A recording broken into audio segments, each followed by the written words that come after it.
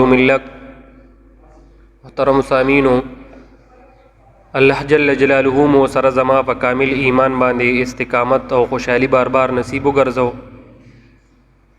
نن یو ځل بیا مونږ او تاسو ته الله جل جلاله داسې موقع راکا چې په خپل کور کې بیا را جمع کو او دلته مونږ د الله جل جلاله په دې کور کې عبادت کوو او چې کوم د دین مسایل هغه زده کوو. نو دې وجې نه محترمو سامعینو، نن بیا په جامعه نوشهره کې د فهمیدین کورس نه 15 نمبر درس ته په موضوع مسائل د اعتکاف.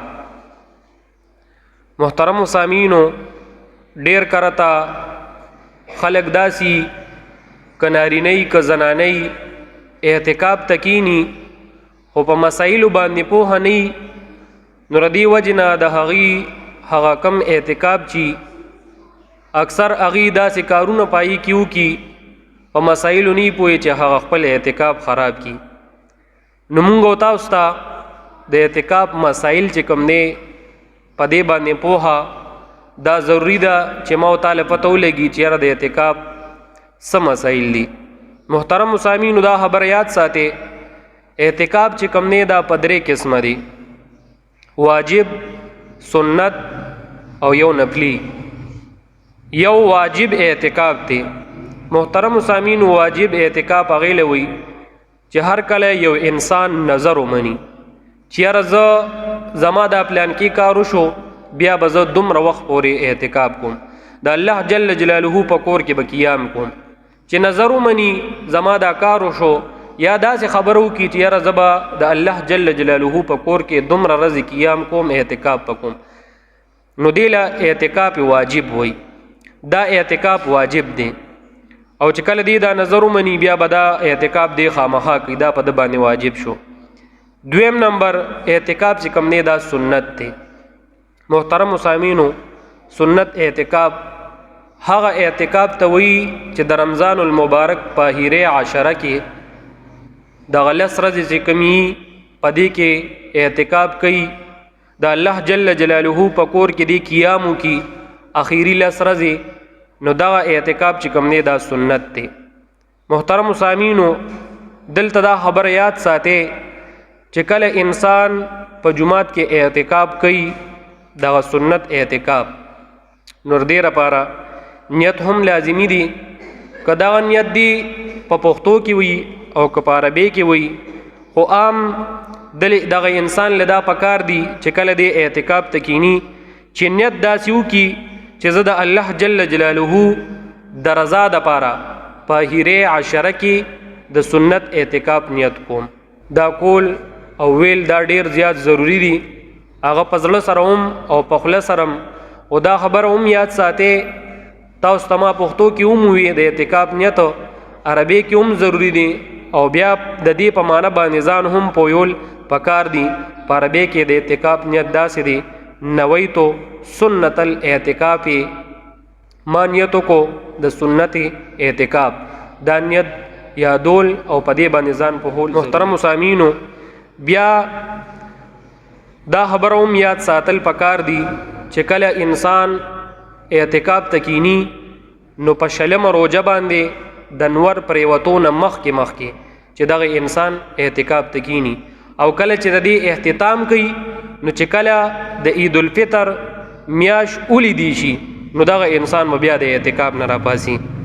بل محترم سامعینو، نفلی اعتکاف ته نفلی اعتکاف دی لوي. محترم سامعینو، چې کله یو انسان جمعات ترادن نشي او دې نیتو کی د اعتکاف نیتو کی، په دې اعتکاف کې نه روجه شرط دی چې دا انسان به یاره دې به یا روجه نیسي یا بل څه خبره خامخا به دې اوس راځي او کینی به د اعتکاف په د باندې نه سنت دی او نه واجب دی. چې کله دې جمعات ترادن نشي او د نیتو کو دا نفلی اعتکاف دی، بس د دې اعتکاف وشو، دې بناستی، خو په شرط د دې چې دې با په دغه جمعات کې خبرې نه کوي، د چا غیبت به نه کوي، هسې بنی ناس خامخا د الله جل جلاله ذکر بکی او د قرآن مجید تلاوت به کوي. محترم سامعینو، د دې وجې نه مونږ او تاسو ته پکار دي چې کله اعتکاف ته کینو، ډېر کرته خلک داسي اعتکاف ته کینی نه په معنی باندې پوي نه په مسایلو باندې پوي، په اعتکاف کې بیا ګپې شپې لګوي، خلکو سره خبرې کوي. اکثر داسې خلک یي هغې بار روزي. نو دا خبر یاد ساتئ، کله چې انسان اعتکاف ته کینی که د چرته شرعي داسې عذر راشي نو دی بیا د جماعت نه بار وتی شي.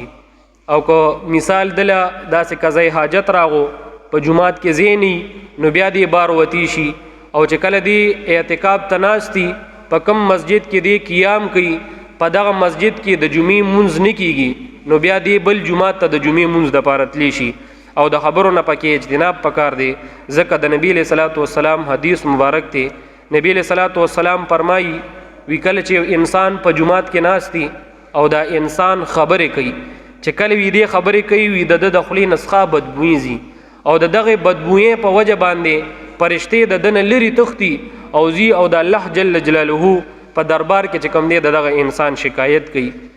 هم دغه شان بل د نبی علیه صلات وسلام حدیث مبارک ته وی کله چې انسان په جماعت کې خبرې کوي او غیبت کوي نو ملایکی چې کوم دی هغې راشي او دغه انسان د هلاک کېدو دپاره چې دا انسان هلاک شي د دې دپاره راځي او دغه انسان له خیر ازار کوي.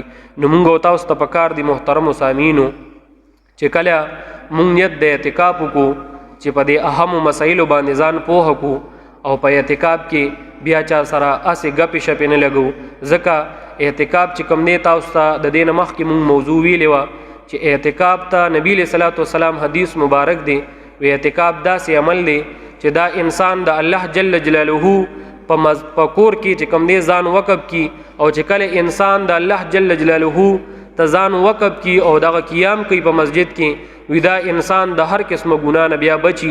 چې کله انسان د ګناه نه بچي دغه انسان به الله جل جلاله ته نږدې. نو دې وجې نه مونږ او تاسو ته هم پکار دي چې په مسجد کې کله اعتکاف ته کینو چې د عام خبرو نه ځان ساتو، چا سره ګپې شپې نه لګو، پردي خلک ځان ته نه راغواړو چې پلان کې دی راشي او ډنګرې دی راشي. او خلکو ته هم دا پکاري که هغې له څوک روټۍ کوي د مهمان نوازي کوي او ځي ورته نو دې له دا پکار دي چې سره ګپې شپې نه لګوي، بس چې کم د ضرورت شي دي هغه دې ورته کیږي او په چپه خوله دې بیا رابار کېږي. هغې له هم دا نه دي پکار چې ای پکې خبرې کوي. بس د غونډو نه بهتر خبره دا ده چې کله انسان اعتکاف ته کینی په دغه اعتکاف کې د الله جل جلاله ذکر او اذکار کوي او د قرآن مجید چې څومره ختم دی کولی شي، څومره پیرې د اختتام د قرآن مجید کولی شي چې دغه انسان پکې وکړي. واخر